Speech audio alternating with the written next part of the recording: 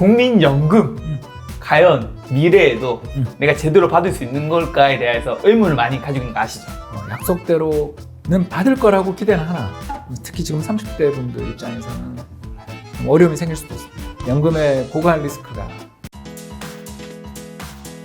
안녕하세요. 김작가TV 대신 물어드립니다 코너입니다. 오늘 주제는 부자의 사고방식 편입니다.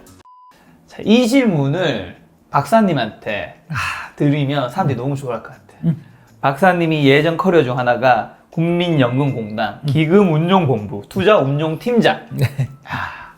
많은 분들이 국민연금 과연 미래에도 내가 제대로 받을 수 있는 걸까에 대해서 의문을 많이 가지고 있는 거 아시죠? 네.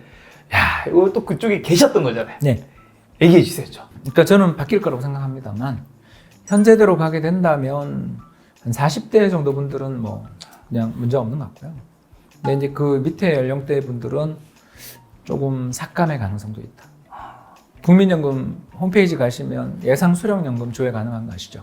그 물론 이제 공인인증서가 필요합니다만, 거기 가셔서 이렇게 보시면 나 뭐 65세 은퇴하게 되면 얼마, 올 얼마 이게 나와요. 돈 낸 것 때문에. 그래서 그걸 보시면 상당히 큰 돈입니다. 생각보다 큰 돈이실 겁니다. 근데 이제 그 돈을 기대보다 못 받을 가능성은 있지만, 아무튼 적어도 제가 봤을 때 한 40대까지는 지금 40대에 연금 내고 계시는 분들은 받을 가능성이 높다.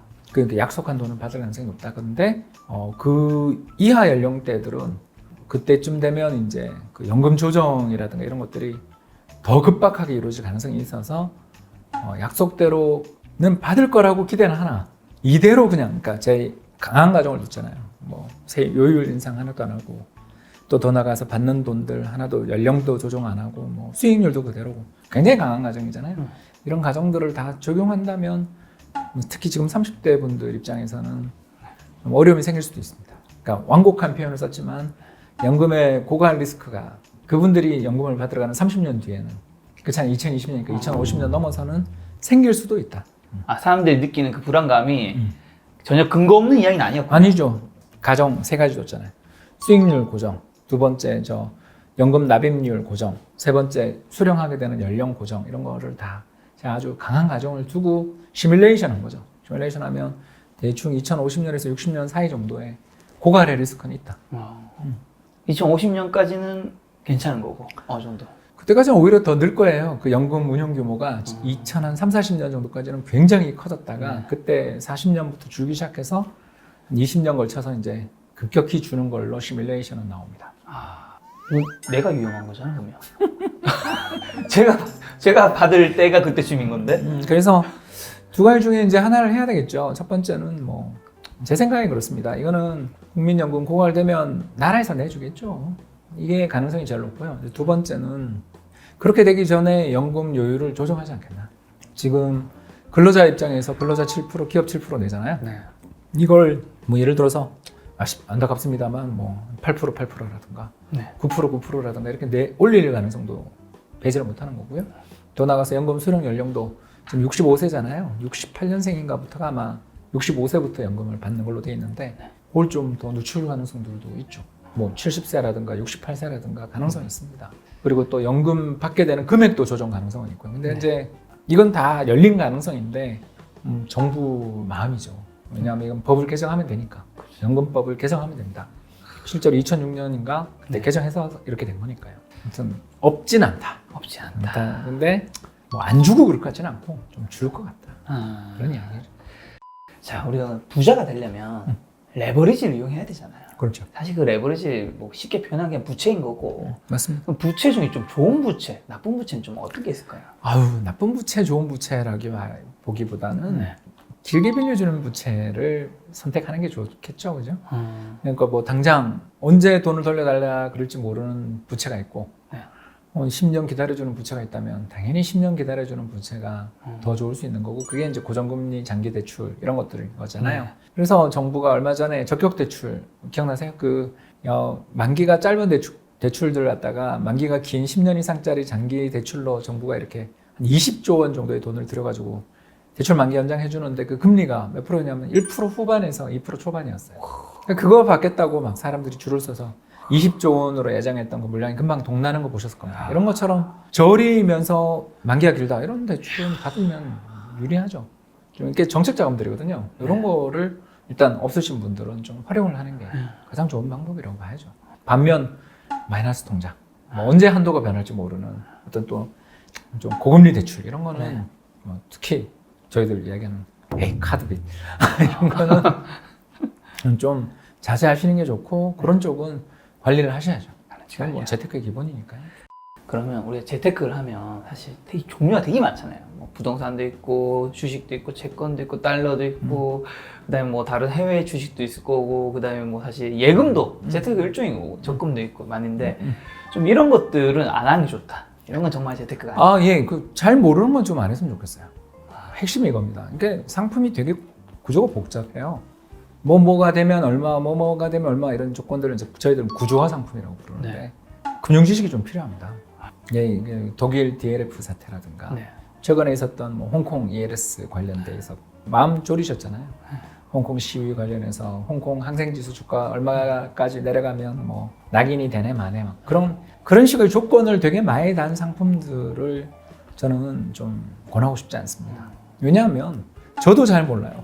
저도 트레이딩 룸에서 딜링 룸에서 열심히 외환 관련된 업무들 같이 본 사람들이지만 이게 되게 상품들이 복잡해지고 구조가 복잡해지면 복잡해질수록 예상하지 못한 충격에 약할 가능성들이 있죠. 그러면 어떻게 해야 되냐? 나 저기 위험은 지기 싫고 어떤 수익은 좀 얻고 싶은데 라고 생각하시는 분들한테 제가 권해드리고 싶은 게 좀 분산 투자를 하면 그 효과를 누릴 수가 있습니다. 그러니까 뭐냐면 전체 자산의 뭐 달러를 몇 퍼센트 그리고 국내 자산을 몇 퍼센트 하는 식으로 이렇게 분산 투자를 하게 되면 이 수익률의 그 마이너스 리스크는 굉장히 줄어들고 위의 수익률의 기대는 상당히 높은 그런 구조를 짤 수가 있거든요. 가장 대표적인 게 국민연금입니다. 국민연금이 1999년인가 그때 이제 기금운용본부 설립돼서 2000년부터 이제 수익률이 있을 텐데 지난해까지 수익률을 대략 보면 한 6% 정도 나와요. 연간. 네, 5% 후반 6% 정도 나올 겁니다. 이 정도로 높은 수익이 나는데 최악의 시기가 언제였냐면 2018년이었는데 그때 마이너스 2%인가밖에 안 났어요. 최악의 수익률이. 외환위기 이후 가장 최악의 시기였다는 2008년에도 마이너스 0.1%인가 그랬어요. 수익률. 그러니까 이런 수익의 안정성은 추구하면서 연수익률 6% 5%면 어마어마한 성과잖아요. 그렇죠. 이게 왜 그러냐 하면 전체 자산은 한 50% 정도는 채권, 그러니까 안정적인 채권에 투자하면서 한 30% 이상은 주식에 그리고 전체 자산의 또 한 30% 이상은 해외에 이런 식으로 투자를 좀 분산해 놓으니까 상당히 안정적이고 그러면서도 또 불황에 강한 그런 포트폴리오들을 만들어 놓을 수가 있는 거거든요. 홍축 박사가 있었기 때문이 아닌가요? 제가 가기 전에 이미 많이 완성돼 있었고요. 저는 뭐 조금 아주 그냥 젓가락 한번 들었을 뿐입니다. 이렇게 웃지 마세요. 진짜 젓가락 한번 들었어요. 젓가락 한번 잠깐 들어서 그냥 맛안 봤습니다. 어쨌든 분산 투자를 해야 된다. 그렇게 하면 그게 수익률이 정말 나쁘지 않아요. 나쁘지 않고 리스크 그래봐야 마이너스 리스크라는 게 20년 동안 딱 2번 그것도 수익률 마이너스도 굉장히 적고 그렇게 안정적으로 운영할 수가 있는데도 그런 잘 모르는 상품에 우리가 투자하는 경우들이 너무 많다. 이거는 좀 공부 부족인 거죠. 그래서 이게 재테크 하기 전에 일단 달러 예금 좀 왜냐면 안전한 달러 예금을 좀 넣어놓고 재테크 공부를 하면서 저는 아까 그래서 뭐 경매 이야기도 하고 했지만 여러 가지 좀 분산 투자에 대한 공부들도 한번 해보시면 참 좋을 것 같습니다. 달러 예금 말씀하셔서 그런데 이제 달러 예금 넣어야 된다는 걸 듣고 우리가 하려고 하면 저도 달러 예금 해본 적이 없어서 어떻게 하면 되는 거예요? 은행 가면 됩니다. 은행 가서? 일단 인터넷이나 이런 데 가셔가지고요.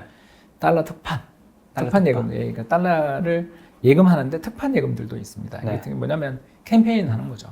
그래서 뭐 딴 데보다 좀 이자를 더 준다든가 이런 데 하셔도 좋고요. 두 번째, 은행에 가서 예금을 가입하시는 게 제일 편하고요. 두 번째는 어디 가서 하시면 되냐면 은행 가가지고 해외 증권 계좌를 여셔도 됩니다. 해외 증권 계좌를 여셔도 되고 또 그다음 주식 투자 계좌를 여셔도 됩니다. 그러면 뭘 살 수 있냐면 달러 선물 ETF라는 걸 살 수 있습니다. 달러 선물. 근데 이 선물이라는 걸 걱정하실 필요는 없고요. 레버리지가 거의 없습니다. 이거는. 이 달러 선물 ETF를 사게 되면 달러에 그냥 투자를 해준 것 같은 효과를 내줍니다.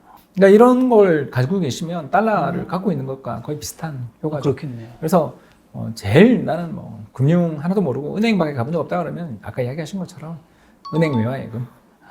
두 번째 은행에 가셔서 조금 더 용기를 내서 증권 계좌를 여셔서 거기서 달러 선물 ETF를 사시는 거고 세 번째는 조금 더 용기를 내시는 분들은 그럼 난 직접 주식 계좌를 열어서 거기서 해외에 있는 미국에 있는 채권 펀드, 예를 들어서 미국 국채 펀드, 미국 회사채 펀드를 ETF로 살 수 있잖아요. 네. 해외에 상장돼 있는 걸 주식처럼 살 수 있거든요. 그걸 사놓고 그냥 묻어두면 되죠. 이 달러 특판 예금이라고 하면 그냥 은행 가서 내가 한국 돈 한 1,000만 원이면 이 1,000만 원치 달러 사겠다. 그렇죠. 근데 예금으로 예금 넣어도 좀 좋은 거 없나요? 아. 물어보는 거죠. 뭐 그 정도야. 간단한 거네요, 너무. 예, 예. 그리고 돈만 있으면 되는 거지. 그렇죠. 그리고 또 외화예금을 할 때 환전 수수료가 좀 생길 수 있으니까 환전 이벤트 하는 은행들 가도 좋고요. 현재 우리가 살고 있는 게 자본주의지 않습니까? 맞습니다. 금융시장에 또 계셨으니까 부자분들 많이 보셨을 텐데 네. 자본주의에서 부자가 되려면 좀 어떻게 한다고 생각하세요? 첫 번째는 운이죠. 운? 예. 정말 저는 이게 운이 중요하다고 생각하는 게 네. 저도 운이 굉장히 많이 따른 사람이라서 그렇습니다. 그러니까 저는 뭐 시골 출신이거든요. 네. 상당히 지방 출신이고 어려서 이제 대도시에 나왔지만 지방 대도시에 살았다가 서울에 올라왔는데 제가 돌이켜 생각해 보면 그래요. 그때 서울로 안 올라왔으면 그래서 또 서울의 그 부자들 어마어마한 부자들도 보고 또 서울에서 학교를 다니면서 졸업해서 또 이 서울에서 직장을 이렇게 가지면서 공부를 하고 금융기관도 다니고 연구소도 다니게 되면서 지식을 얻을 수 있었잖아요. 그러니까 이게 다 운이거든요. 정말 저는 좋은 운이었던 게 그 어려운 환경에서 서울 네. 보내주신 부모님만 잘 맞는 게 제일 큰 운이잖아요. 그러니까 이런 거를 우리가 떠나서는 이야기할 수 없는 거죠. 일단 부자들, 특히 저는 은행에서 PB 네. 고객들 참 프라이빗 뱅킹 고객들을 참 많이 뵀는데 진짜 부자들의 특징이 뭐냐면요. 되게 검소하시고 겸손하세요.